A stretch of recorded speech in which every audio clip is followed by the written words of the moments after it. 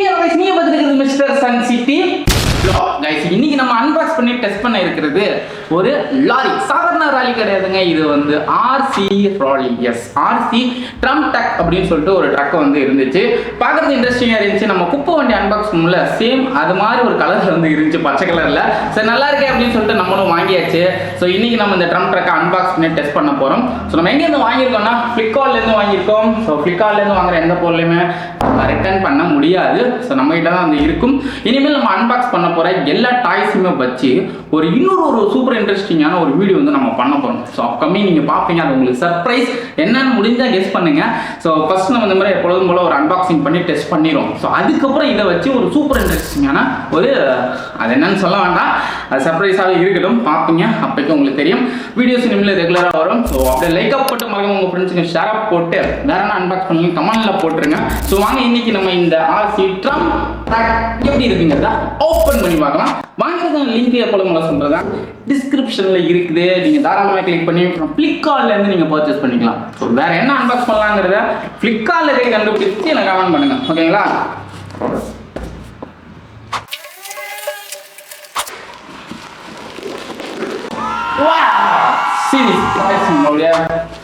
RC construction drum drug ஃபுல்லாக சொல்லணும்னா இப்படி சொல்லலாம்.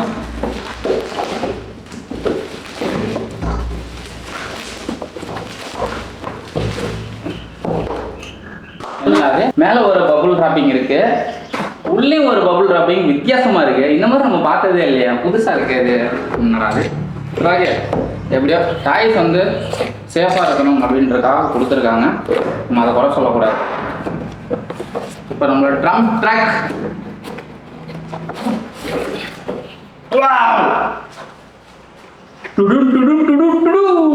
look at this guys. நம்மளோட ட்ரம் ட்ரக் இன்னும் கொஞ்சம் பெருசாக இருக்கும்னு நினச்சேன், கொஞ்சம் சின்னதாக இருக்குது.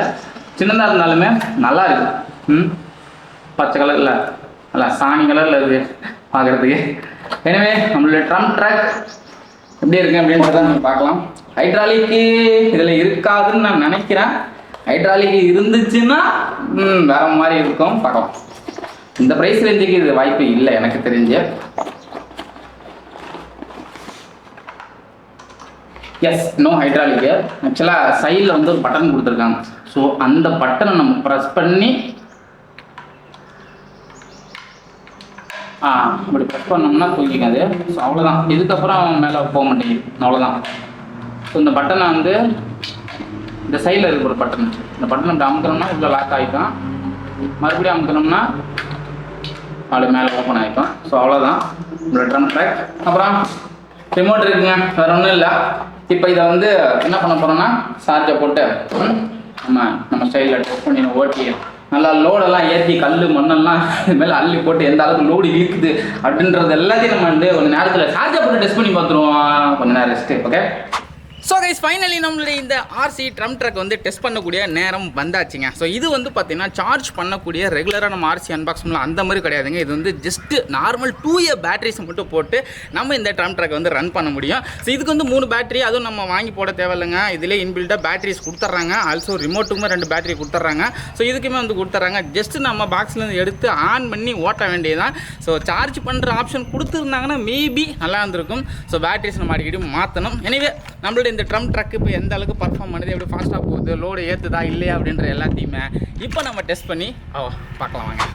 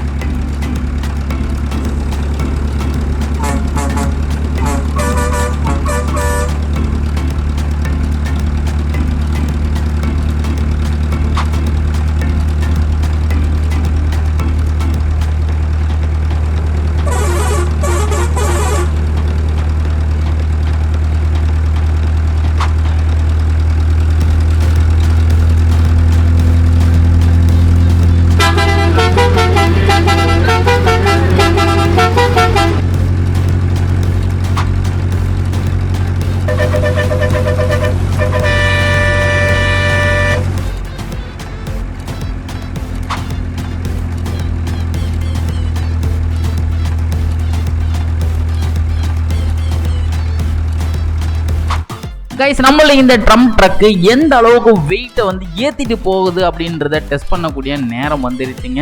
இப்போ இங்கே இருக்கிற இந்த கற்கள்லாம் வந்து இப்போ நம்மளோட ட்ரக்கு மேலே வந்து ஃபஸ்ட்டு ஏற்ற போகிறோம். எந்த அளவுக்கு ஃபுல்லாக வந்து நம்புதோ அந்த அளவுக்கு உள்ளே வந்து நம்ம மேலே கற்களை வந்து ஃபில் பண்ணி நம்ம ஓட்டி பார்க்கலாம் என்ன ஆகுது அப்படின்றத. ஓகே, ஃபில் பண்ணியாச்சு. இப்போ நான் ப்ரெஸ் பண்ணுறேன்.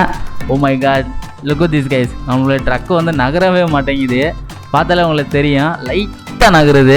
கொஞ்சம் வெயிட் அதிகம் போயிடுச்சுன்னு நினைக்கிறேன். கொஞ்சம் ஒரு 2-3 கற்களை எடுத்துக்கலாம்.